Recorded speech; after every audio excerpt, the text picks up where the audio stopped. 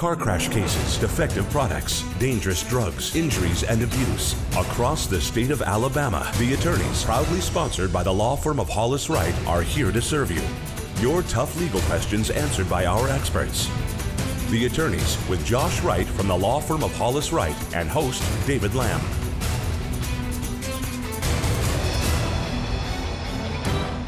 Good evening and welcome into the attorneys. Thank you so much for joining us on this Sunday evening. For the next half hour, we have a panel of experts assembled who would love to deal with topics that we believe are of interest to you. The way this works and the way for you to be a part of the conversation, ways at the bottom of the screen for you to communicate with us. Also, Hollis Wright makes available each and every Sunday evening attorneys who are standing by live right now to speak with you. So if you'd like to take advantage of that and have that conversation, just pick up the phone and give them a call. That conversation takes place off the line, so completely confidential, but a neat opportunity that Hollis Wright makes available for you. Leading our conversation from the firm of Hollis Wright, Carter Clay. Good to see you, sir. Good to see you, David. We're going to be talking about top reasons why motor vehicle accidents occur, and as you can imagine, as common sense would probably tell you, it has a little something to do with distracted driving. Yeah, there's a bit of that going around. Most all motor vehicle accidents to some extent have some component of distracted driving, and that's what we're going to be talking about here this evening. One interesting statistic that's out there right now is that 25%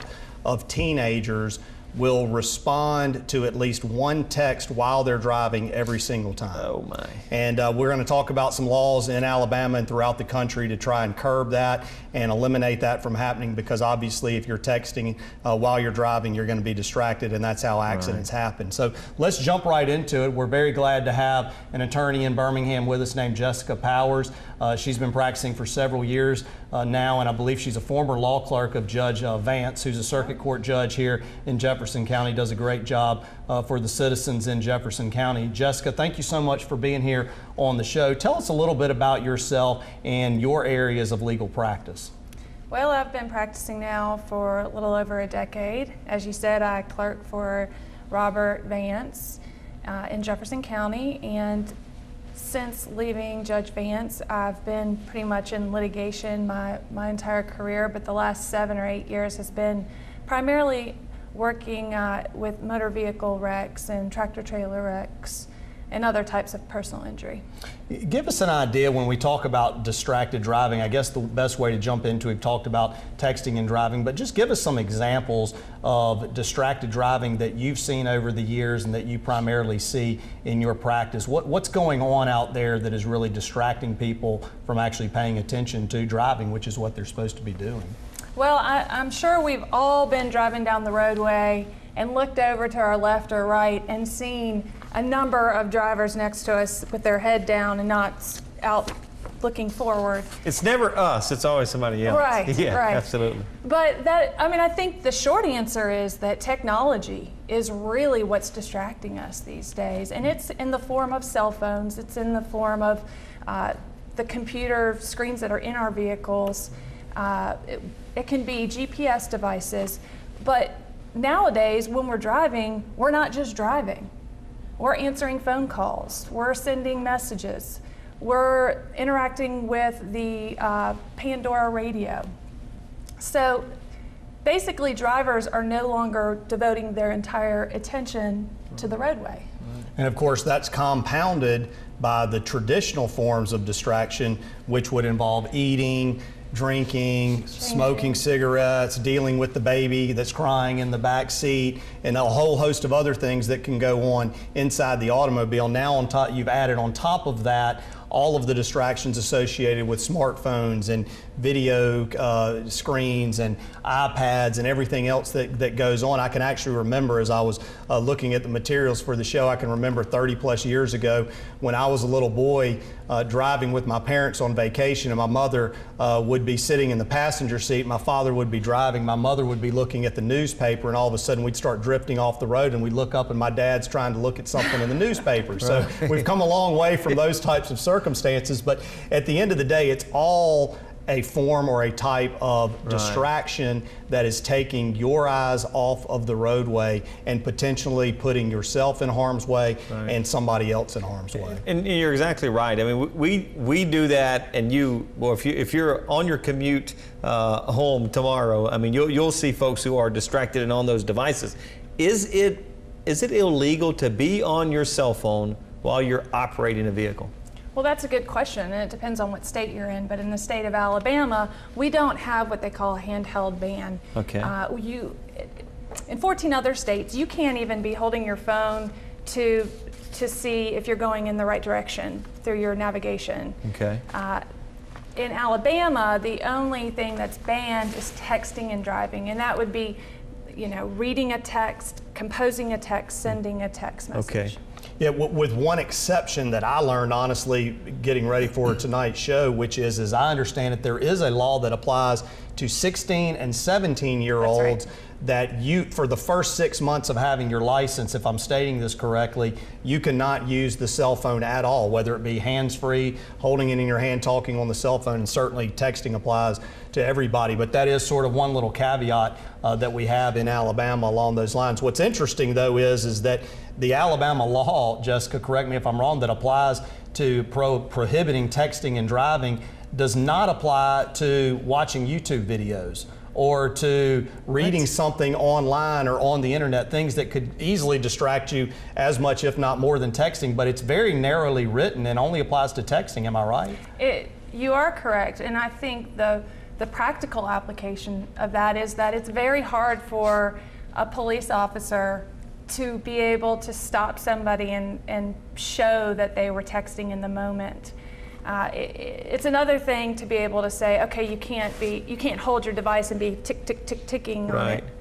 But if all that's banned is texting, how do you prove that without getting phone records? Yeah, and that raises a great point, because the statistics are showing since they passed that prohibition against texting, there have been very few citations issued to individuals operating their vehicle for texting while driving, because one, it's so hard, I guess, to catch them. I mean, because people will have their phone below where anybody can see. I mean, the numbers are staggering of how small of citations there are. But I'm curious, so from the criminal side, it may be hard to prove that they were doing something illegal, but from the civil side, if there is an accident, can your digital SIN, will it find you out in a court of law? If there's been an accident and you are on your phone, are the chances very high that that's going to end up and that's going to be brought up?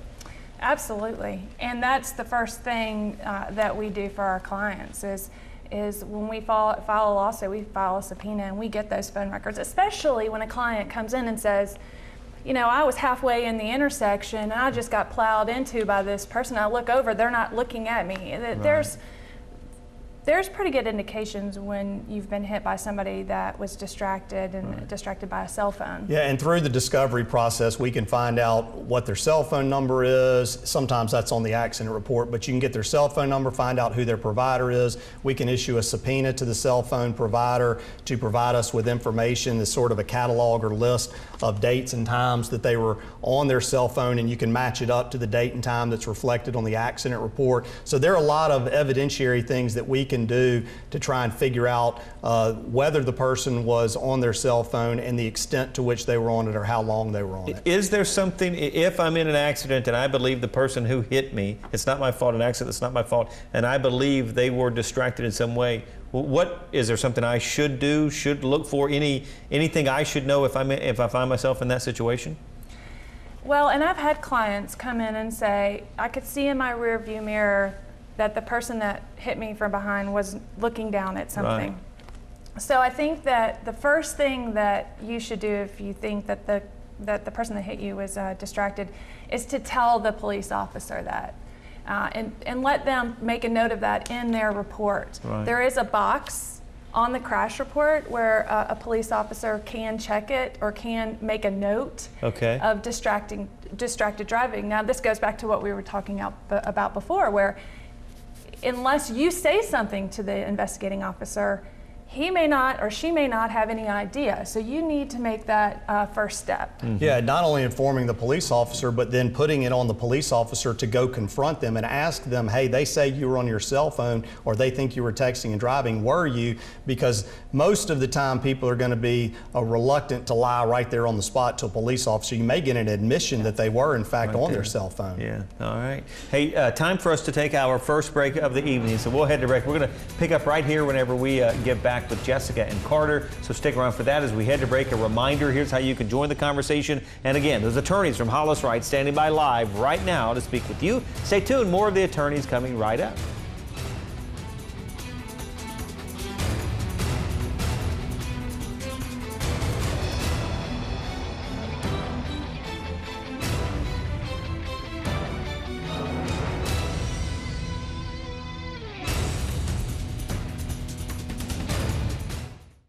I'm Josh Wright with the law firm of Hollis Wright, a personal injury law firm.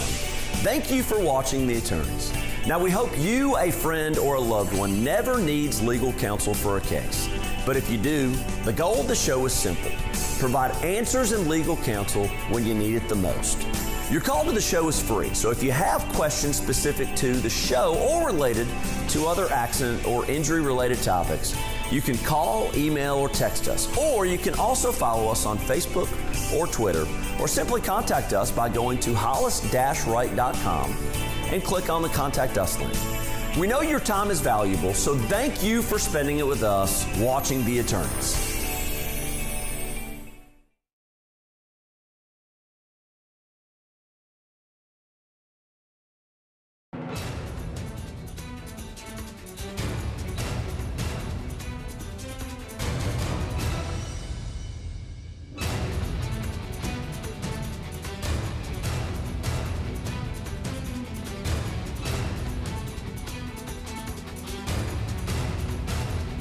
Welcome back into The Attorneys. Keep it safe on the roadway. We'll get back to that conversation in just a moment, but just a quick, neat deal, something fun that the firm of Hollis Wright is doing. How would you like the opportunity to win a fancy, brand spanking new iPad Air, the cool new product from Apple that you see right there? Well, Hollis Wright is giving away 2 of those, Carter, right? And how cool is this? All you have to do, head to the Facebook page, just search Hollis Wright, you'll find it there. Like the page, share what you see, and you're entered to win one of these, right? That's exactly right. We've been doing the show over 5 years. We've never done a contest like this, but we answer phone calls during the show every Sunday evening.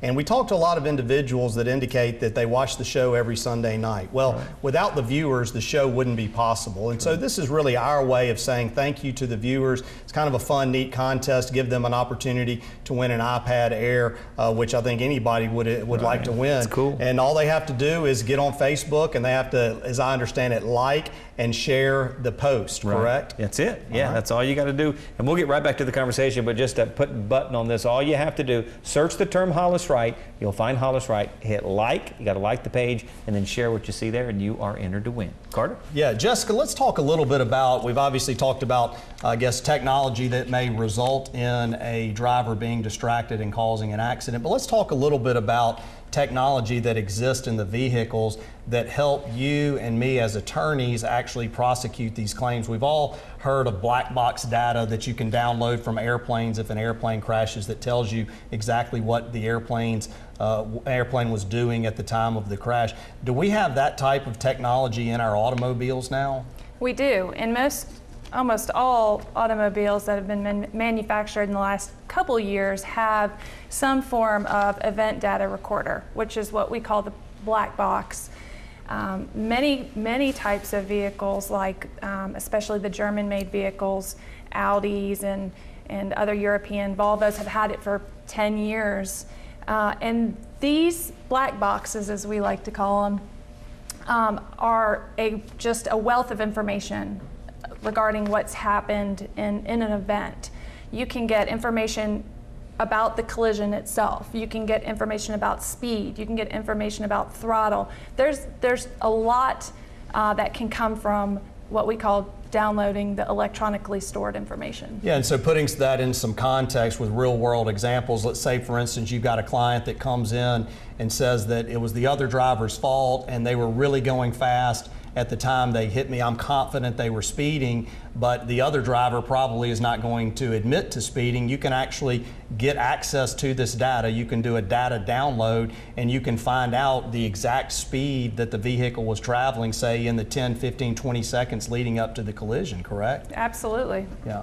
And then also you could find out whether or not the at-fault driver applied his brakes before he hit you. In other words, let's say that you were out in the intersection and you were clearly visible and they should have seen you and they should have stopped or slowed down, but they didn't and they hit you. You could actually get the data from that to find out if they applied their brakes, and if they did not, find out why not. Why didn't they do it? That's right. And most lawyers don't do that themselves. They hire an accident reconstructionist who goes in, who has the expertise to pull that data. Now, there are a couple of manufacturers, Hyundai and Kia, as I understand, that actually you have to send off the box itself and they'll return the data to you. But most of these engineers or these experts, they go in, they download the information, they take that coupled with what they observe themselves on the roadway, markings on the roadway and the physical evidence of the vehicles, and they can put together basically the whole wreck as it occurred. Yeah, and that's a great point, because obviously we have to kind of reserve that activity and work for individuals that are pretty severely injured in the accident, because it can be fairly expensive, because you're hiring an engineer not only to come in and access the automobile's computer system to extract the information, actually interpreting the information can be very complicated and complex, and you really need somebody who's well trained and educated on how to interpret that data. So it's not something that you can do in every single case, but the technology is there, it's available, and it can be very powerful and useful, because when one person says one thing and another person says the other, but you've got the forensic data to support your client, the jury is going to go with that data 99.9% of the time. Am I wrong or am I right? No, the jurors like to see hard numbers, and they like to see facts, not opinions. They like to see facts, and that's what that kind of evidence gives them. You guys talking about juries, I'm just curious as to what the sentiment is among juries as it comes to distracted driving. I mean, are they, as you guys, you've been in front of a lot of juries with cases where there have been distracted drivers or allegations of such. What is the sentiment among juries? Well, I'll just jump in. I don't know that you can say there's a unanimous sentiment that you're going to get across the board, because as the older population is probably going to frown upon any level of cell phone usage. The younger population is probably going to be more sympathetic to somebody who's using their cell phone, or maybe even texting and driving when they know that texting violates the law. So really what it's going to come down to, it's going to come down to the evidence that the lawyer can present to the jury. And let me give you an example of what I'm talking about. You might have a situation where the driver sent one text that was very short, okay, versus a situation where you've got a list of numerous texts done by the driver over a very short period of time leading up to the accident. So that little factual nuance in and of itself can make a huge difference in terms of how the jury is going to respond to that, because they're not going to be sympathetic to somebody who's just continuously texting and driving over, say, a minute or 2 minute span versus somebody that sends one small text. Right. All right. Time for us to step aside. We're just flying through this show, aren't we? Absolutely. But our final break of the evening. As we do so, a couple of reminders how you can join the conversation. Would love to have you be a part of this conversation. And again, those attorneys from Hollis Wright standing by. Stay tuned. More of the attorneys coming right up.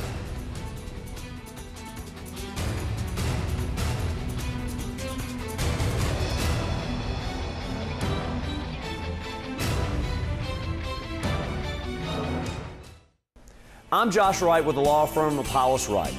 Now, we often hear the phrase burden of proof when it comes to civil or criminal lawsuits. It's the level of proof that a plaintiff must meet to win their case. But these burdens change whether you're in a civil or a criminal court.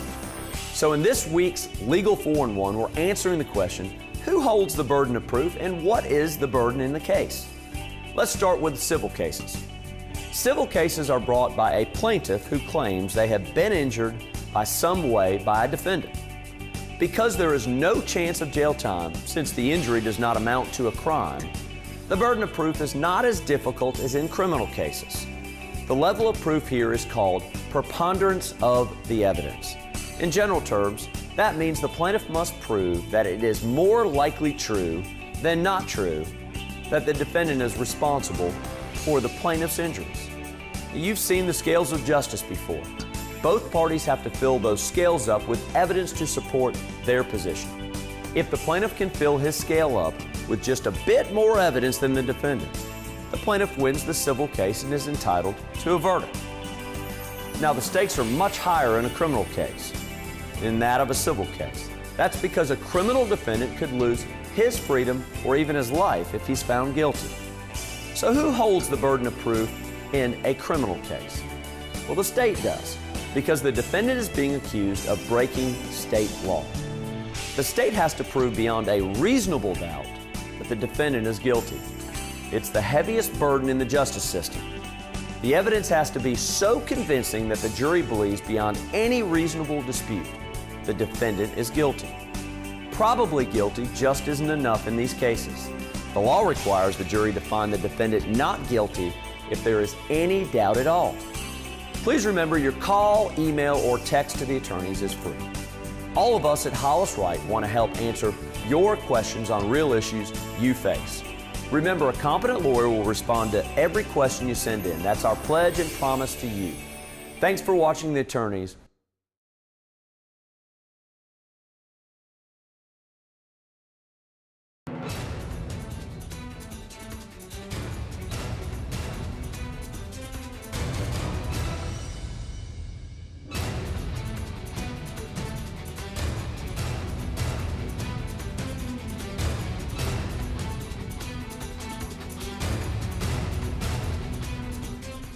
Welcome back into The Attorneys. Just about 7 minutes remaining, so if you want to take advantage of the opportunity to speak with an attorney standing by live, thanks to the firm of Hollis Wright, take advantage of that opportunity. Now, before we went to break, you guys were talking before I so rudely interrupted. But the question, just curious of the sentiment of jurors to distracted driving. And we got Carter's take. I'm just curious, Jessica, as to yours. Well, my experience has been that with regard to distracted driving, I mean, I think we all appreciate that most people can talk on the phone while they're driving. I mean, right. Most people do that. Mm-hmm. However, if you do it and you're distracted and it results in a wreck, then you have to be accountable for that. Mm-hmm. And what jurors don't want is for you to try to lie that you weren't on the phone. Right. Or for you not to take responsibility for what you were doing at that time. Now, when it comes to texting and driving, my experience has been that most jurors do not, they're not okay with that. Right. Yeah, along the same lines of juror sentiment, I think it's important for our viewers to be aware that there is the potential, because some jurisdictions are recognizing, and there's the potential Alabama may recognize this, some jurisdictions, in particular New Jersey, has acknowledged the potential liability for a sender of a text to another person who they know is operating a vehicle and will likely read their text. So in other words, David, you and I are driving, I drop you off at your house, I'm leaving your house, you immediately start hitting me with a barrage of text and I get into an accident because I'm distracted. Mm-hmm. There is the potential in some jurisdictions for not only me to be sued, but for you to be sued for sending me the text. And that is an area of law that will continue to evolve over the years. But the point is that we're not going to allow any form of texting to occur while you're driving, but also individuals who have knowledge that you're driving, sending you a text, encouraging you to read a text, encouraging you to become distracted. Right. It's an area of law that's going to be interesting to see how it works out. Fascinating. On that note, I don't know if you've seen this, but Apple is coming out with a do not disturb while driving option for their phone users to turn that on when they're driving, and they can't. That means, from what I read, you can't hear that a text is coming in. You don't know, and then the app sends a message to whoever's texting you saying, "I'm driving, I can't." I like that. Talk to you now. Yeah, I like it. It'll certainly help out for sure. Mm-hmm. Yeah. Can you get punitive damages in a distracted driving lawsuit? Well, You can, but it may not necessarily always be the case. I mean, just because somebody's texting while driving and they get in an accident, that doesn't automatically mean that a jury is going to award you punitive damages, or necessarily that you'll get to go to the jury on punitive damages. There's some things that you have to establish as a lawyer. Number one, that they were texting. How long was the text? Did they take their eyes off the road? Did they understand when they were taking their eyes off the road that they were consciously disregarding the safety of other people that were out there? So there's some evidentiary hurdles that we as lawyers still have to jump through to satisfy the burden to potentially get punitive damages. But the short answer is yes, the potential is there to get punitive damages in that situation. Agree? Oh yeah, I agree. I think most distracted driving scenarios aren't probably going to rise to the level of punitive damages. We have punitive damages to deter conduct, to punish people for something they've done. That is, it's beyond just being in a fender bender and not realizing that your light was yellow or something to that effect. This is, as Carter was describing, conduct that you know is going to harm somebody else. Just a couple of minutes remaining. I want to give both of you the opportunity for a final thought. And Jessica, if you would, you go first, please. Well, I think, and especially after all these conversations, I realize myself how important it is that if you've been in a wreck and you think that the person that caused the wreck was texting and driving or was distracted, it's very important to get with an attorney because, for example, the black box technology that we were talking about, that's information that goes away quickly if you don't preserve it. And the same goes for cell phone records. Those go away, depending on the carrier, within different time frames, 6 months to a year. So it's important to have an attorney that's making sure that all that evidence is preserved. Right. Carter? Yeah, I just want to touch upon an area of the law that changed within the last year or so that many people don't know about. I think all of us probably assume that a police officer cannot give us a ticket for speeding or for texting while driving unless they actually observe us speeding. Right. Okay, that's traditionally been the law. It was changed about a year ago, though, to where police officers, based on the circumstantial evidence gathered at the scene, could in fact give you a ticket for texting and driving. Let's say, for instance, there are 2 or 3 witnesses there that say, I saw this person texting and driving and I saw them, they ran the red light. They can actually issue a citation based on evidence gathered at the scene now. And so it's really kind of changed the landscape of law enforcement relative to traffic violations, and it's something that everybody should consider. It is fascinating, a fascinating conversation. Jessica, thanks for being with us. Thank you for having me. Thank you very much. And hey, as we wrap things up, tomorrow at noon, Carter, is when these are going to be given away. That's right, tomorrow. I'm very excited about it. Tomorrow at noon, all you have to do, you got to be in it to win it. So to be in it, you just go to the firm Facebook page, search Hollis Wright, and you need to like the page and then share it, and you'll be entered to win one of these beauties right here, this fancy new iPad Air. 2 of these going to be given away, some gift cards as well, so plenty of opportunities to win. But again, you got to go to the firm Facebook page, like it, and then share what you see there, the post that you see. Hey, so good luck. It's going to be given away again tomorrow at noon, live on the firm Facebook page. It's going to be awesome. Thanks so much as always for being with us. We'll look forward to seeing you next time right here on The Attorneys. See you next week. Thanks for watching The Attorneys, sponsored by Hollis Wright.